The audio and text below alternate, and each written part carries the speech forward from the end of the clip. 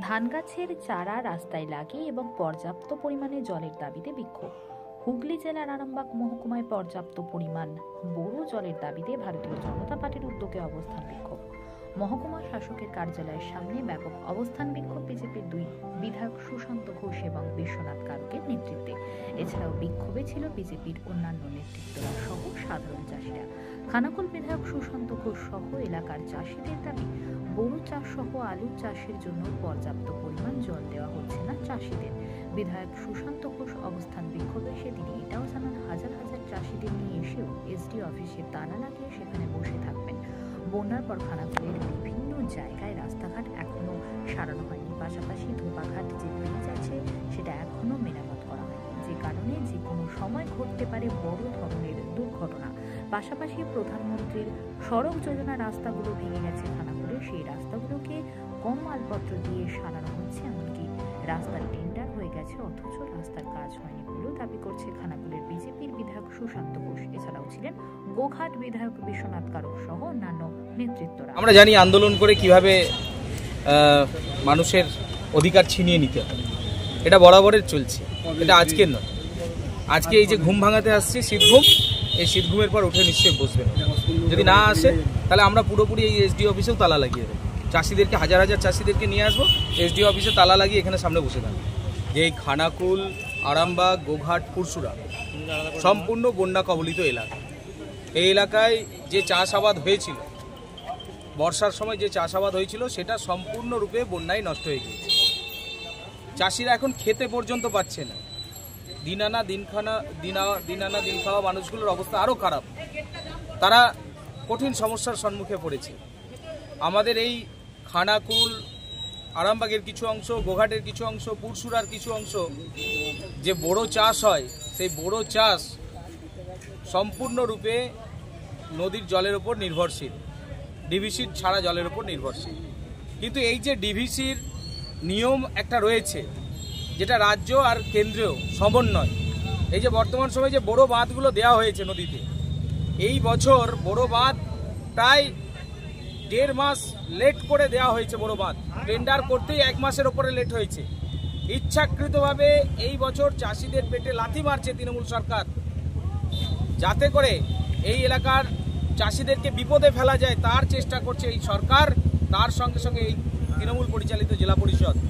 ইচ্ছাকৃতভাবে লেট করা হয়েছে টেন্ডারে লেট করার ফলে বড় বাঁধ দিতে, সম্পূর্ণরূপে বড় বাঁধ তৈরি করতে প্রায় 1.5 মাস লেট হয়ে গিয়েছে।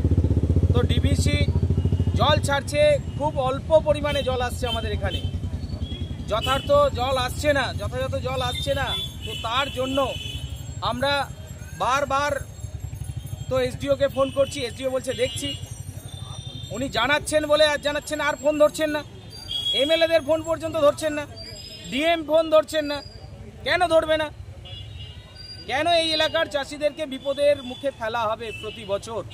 আজকে শুধু এই বছর নয়, প্রতি বছর আন্দোলন করতে হবে, আমাদেরকে রাস্তায় নামতে হবে, চাষিদেরকে রাস্তায় নামতে হবে, তারা আন্দোলন করবে, তারপর সরকারের টনক নড়বে যে বড় বাঁধটা দিতে হবে আর জলটা আনতে হবে।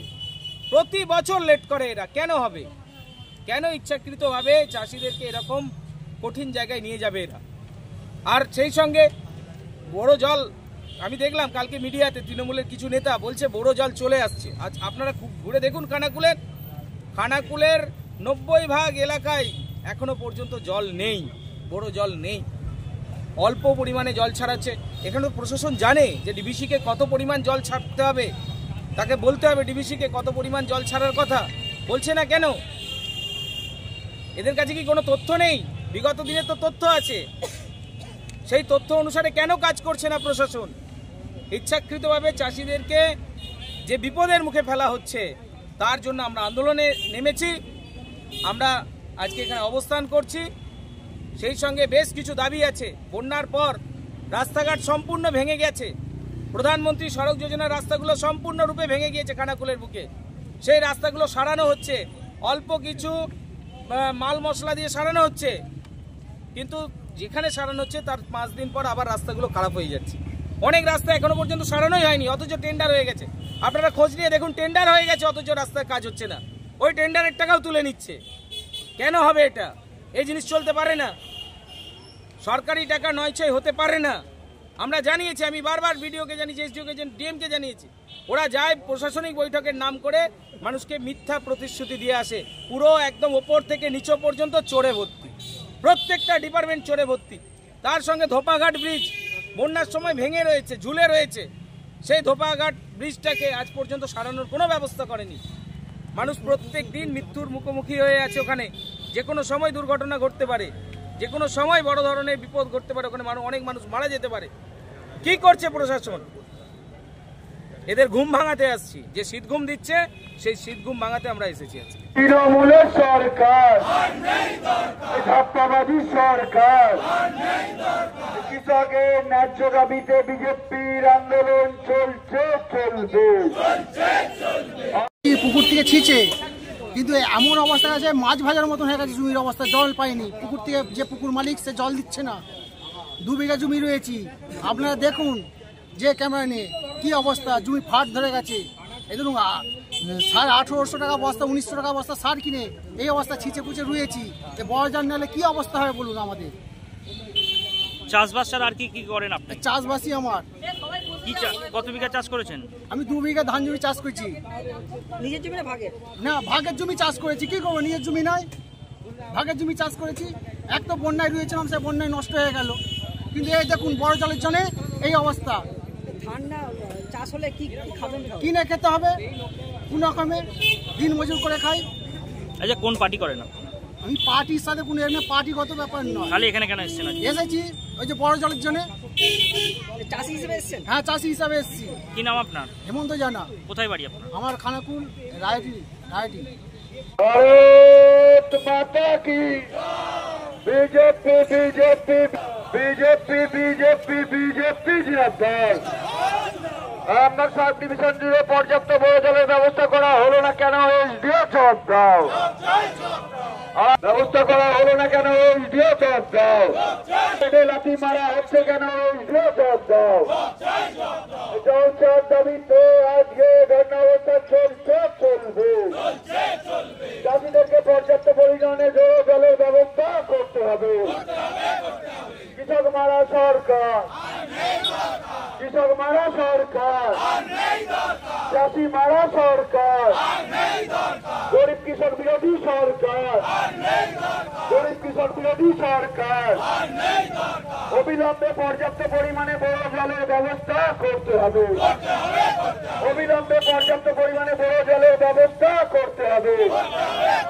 চাষিদেরকে সঠিক সময় বড় জল দেওয়া হলো না কেন? এসডিও জবাব দাও। না কেন? এসডিও জবাব দাও। এই সমস্যার দাবিতে আজকে ধর্ণাবস্থা জলের ব্যবস্থা করতে হবে। চাষিদের পেটে লাথি মারা হচ্ছে কেন? রাজ্য সরকার জবাব দাও। গরিব চাষিদের পেটে লাথি মারা হচ্ছে কেন? রাজ্য সরকার জবাব দাও। এই কৃষক ঘাটি রাজ্য সরকার দূর হটো। এই কৃষক মারা রাজ্য সরকার দূর হটো। কৃষক মারা রাজ্য সরকার দূর হটো। এসডিও জবাব দাও। জবাব দাবিতে আজকের ধর্ণাবস্থা চলছে, চলবে। গরিব চাষিদের পেটে লাথি মারা হচ্ছে কেন? রাজ্য সরকার জবাব দাও। জবাব দাবিতে আজকে বিজেপির অবস্থান চলছে, চলবে। আরামবাগ সাব ডিভিশন জুড়ে অবিলম্বে বড় জলের ব্যবস্থা করতে হবে। চাষিদের পর্যাপ্ত বড় জলের ব্যবস্থা করতে হবে। চাষিদের পর্যাপ্ত বড় জলের ব্যবস্থা করতে হবে। নদী বাঁধগুলিকে মেরামত করা হলো না।